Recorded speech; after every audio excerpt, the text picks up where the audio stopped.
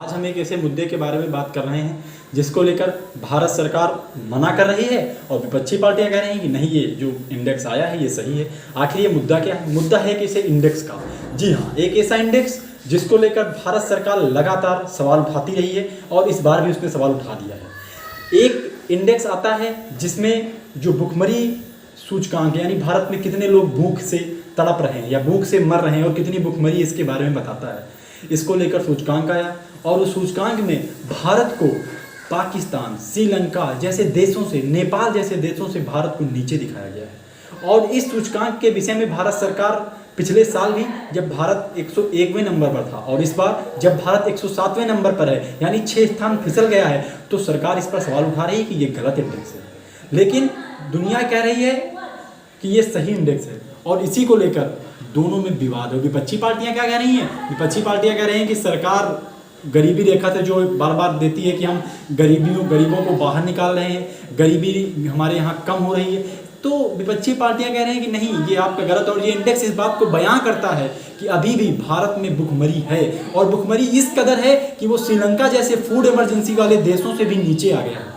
और यही ध्यान देखिए कि पाकिस्तान से भी पाकिस्तान की जहां 99 रैंक है, श्रीलंका की जहां 64 रैंक है, वहीं भारत 107वें नंबर पर। यानी आप सोचिए कि भारत जैसा देश जो इतनी बड़ी आबादी का प्रतिनिधित्व करता है वो 107वें नंबर पर खड़ा है। क्या ये हमारे देश का दुर्भाग्य नहीं और तो क्या है? लेकिन भारत सरकार मना कर रही है। अब भारत सरकार मना कर रही है तो इसके पीछे कारण है और उन कारणों में जो सबसे पहला कारण भारत सरकार देती है, पहले तो हम ये जान लेते हैं कि इसके पीछे का बैकग्राउंड क्या है, यानी कि इसको कैसे तय किया जाता है कि कौन सा देश किस स्थान पर होगा। तो इसके लिए 4 तरह के मापन होते हैं। पहला जो मापन ये होता है, पहला मापन होता है कि बच्चों की जो वजन है, बच्चों का जो वजन है, अगर वो उनकी लंबाई के अनुसार नहीं बढ़ रहा है तो माना जाएगा कि बच्चा कुपोषित है। अगर बच्चे की जो वृद्धि है वो नहीं हो रही है तो भी माना जाएगा कि बच्चा अच्छा नहीं है। अगर बच्चे की जो जन्म मृत्यु दर है, यानी कि मृत्यु दर कैसी हो रही है, यानी जन्म के बाद बच्चे 1000 बच्चों पर कितने बच्चे मर रहे हैं और उनकी उम्र 5 वर्ष से कम है तो वो कितने बच्चे मर रहे हैं, तो इन्हें ही हम क्या कहते हैं, इन्हीं 4 मापनों के आधार पर इसका मापन किया जाता है।